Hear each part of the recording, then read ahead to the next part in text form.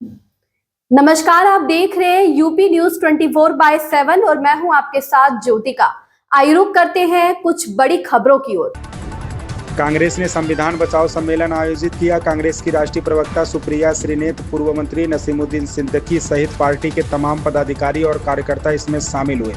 सुप्रिया श्रीनेत ने कहा कि संविधान सभी को बराबरी का हक देता है। साथ ही कहा कि जातिगत जनगणना का श्रेय राहुल गांधी को जाता है। कहा कि राहुल गांधी की लड़ाई देश ने देखी है।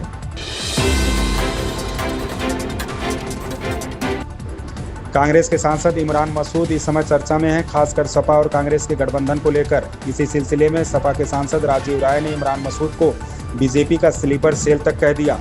जब इमरान मसूद से इस पर प्रतिक्रिया ली गई तो वह भड़क उठे। उन्होंने समाजवादी पार्टी पर मुसलमानों के हितों की अनदेखी की उपेक्षा का आरोप लगाया। उन्होंने याद दिलाया कि साल 2019 में सपा संस्थापक मुलायम सिंह यादव ने नरेंद्र मोदी के फिर से प्रधानमंत्री बनने की कामना की थी। अमेरिका के एक शीर्ष अधिकारी ने पाकिस्तान के साथ संबंध बनाए रखने की वकालत की है। अमेरिकी केंद्रीय कमान सेंटकॉम के कमांडर जनरल माइकल कुरिल्ला ने कहा कि वाशिंगटन को भारत और पाकिस्तान दोनों के साथ संबंध बनाए रखने होंगे। उन्होंने स्पष्ट किया कि इस मामले में कोई बाइनरी स्विच नहीं हो सकता, जिसमें वाशिंगटन के अगर नई दिल्ली के साथ संबंध है तो वह इस्लामाबाद से रिश्ता नहीं रख सकता। उन्होंने कहा, कुरिल्ला ने कहा, हमें पाकिस्तान और भारत दोनों के साथ संबंध बनाए रखने होंगे। मैं नहीं मानता कि यह कोई बाइनरी स्विच है। 12 जून 1975 को सुबह 10 बजे जस्टिस जगमोहन लाल सिन्हा इलाहाबाद हाई कोर्ट के कोर्ट रूम नंबर 24 में पहुंचे। कोर्ट रूम खचाखच भरा हुआ था। उन्होंने एक फैसला सुनाया। यह फैसला तत्कालीन प्रधानमंत्री इंदिरा गांधी और भारत के लिए युग परिवर्तनकारी साबित हुआ। जस्टिस सिन्हा ने राजनारायण की याचिका को स्वीकार कर लिया।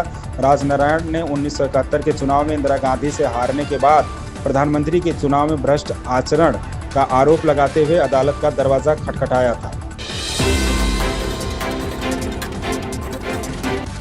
भारतीय जनता पार्टी बीजेपी के नए राष्ट्रीय अध्यक्ष का चुनाव थोड़ा और लंबा खिंच सकता है। अब ये जुलाई के आखिर या अगस्त के पहले हफ्ते तक होने की संभावना है। ऐसा इसलिए है क्योंकि कुछ बड़े राज्यों में अभी तक पार्टी के चुनाव पूरे नहीं हुए हैं। साथ ही पार्टी और राष्ट्रीय स्वयंसेवक संघ RSS के बीच किसी एक नाम पर सहमति नहीं बन पाई है। बीजेपी के नियमों के अनुसार कम से कम आधे राज्यों को राज्य इकाई के अध्यक्ष चुनने की प्रक्रिया पूरी करनी होती।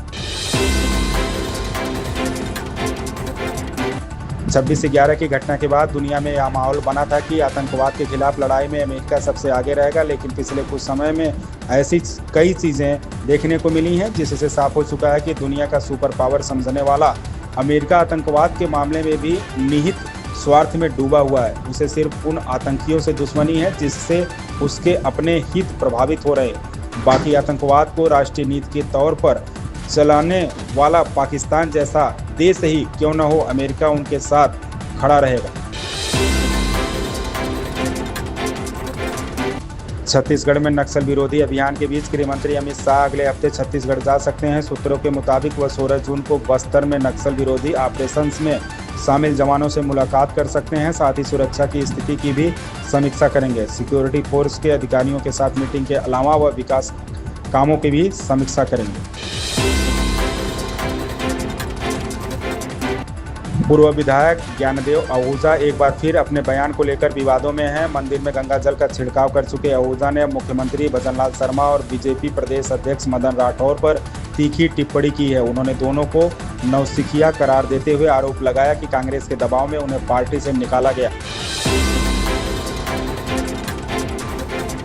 मुख्यमंत्री भजनलाल शर्मा ने मानवीय पहल करते हुए अज्ञात, बेसहारा, लावारिस, मानसिक रूप से विक्षिप्त और अनाथ लोगों को मुफ्त इलाज की बड़ी राहत दी है। अब तक पहचान पत्र के अभाव में ऐसे लोगों को बीमार होने पर मुफ्त इलाज का लाभ नहीं मिल पाता था, लेकिन अब राज्य सरकार ने ऐसी व्यवस्था कर दी है जिसमें बिना पहचान पत्र वाले रोगी भी सरकारी और गैर सरकारी अस्पतालों में निःशुल्क इलाज करा सके।